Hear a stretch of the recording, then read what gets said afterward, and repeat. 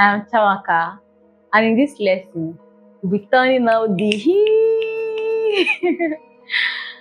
So we'll be talking about thermodynamics.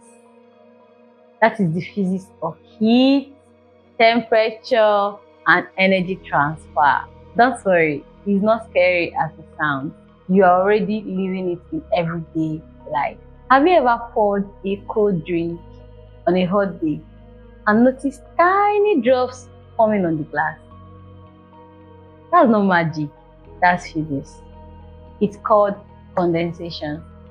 We'll be right back.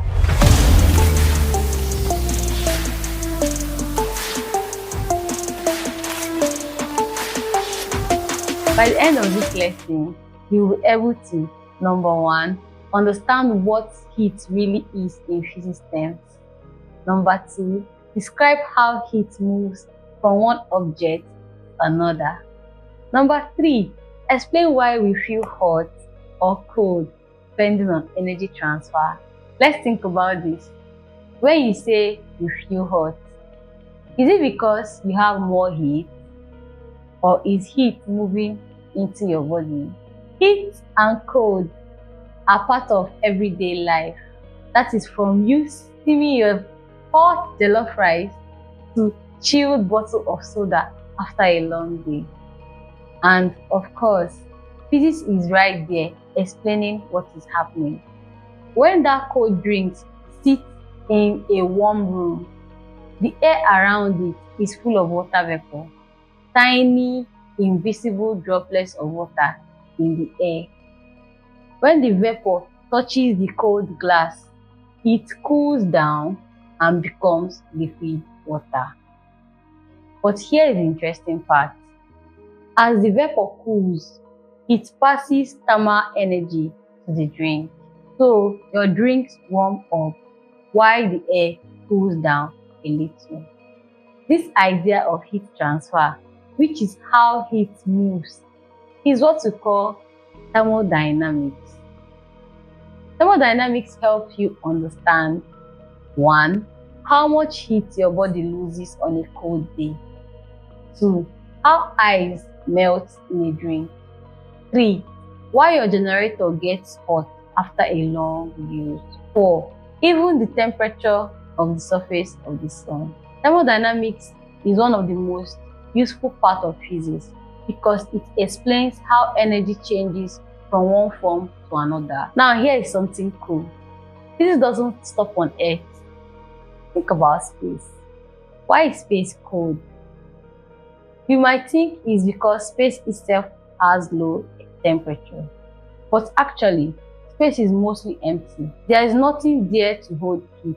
So when an astronaut is in space, they radiate heat away, but very little heat comes back to them. Here on Earth, everything around you, walls, air, clothes, they radiate heat back and forth. That is why you don't freeze instantly. There is actually 3 ways heat can move. Can you guess with me? Okay. 1. Heat can move through conduction. That is through contact, like a spoon in a hot tea. 2. Convection. That is through moving fluid like air or water, like heat rising. 3. Radiation. That is through waves, even in an empty space like sunlight. These 3 covers every way you experience heat. That is whether from the sunlight, friction, or even electric iron. Heat always flows from hotter things to cooler ones until everything is balanced out. We'll be right back.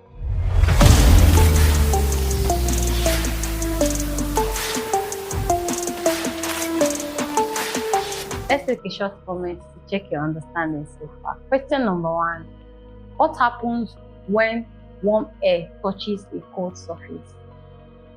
A. The surface becomes colder. B. Water vapor condenses. C. The air becomes hotter. D. Nothing happens. I'm waiting for a reply in the comment section. Question number 2. Why does space feel cold? A. Because space has air. B.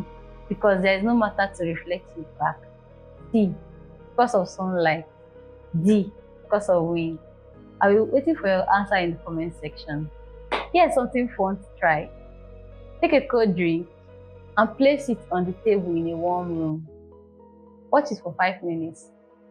What happens to the glass? Write down what you noticed and explain it using the heat transfer.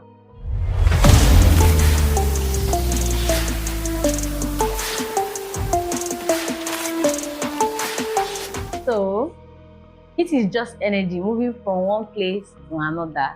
That is from hot to cold until balance is reached. That is thermodynamics in action.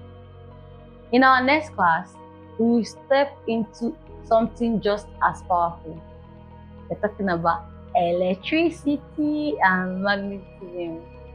That is force behind light, fan, your phone, and so much more. I am Chiamaka. Thank you for learning with me. See you next class.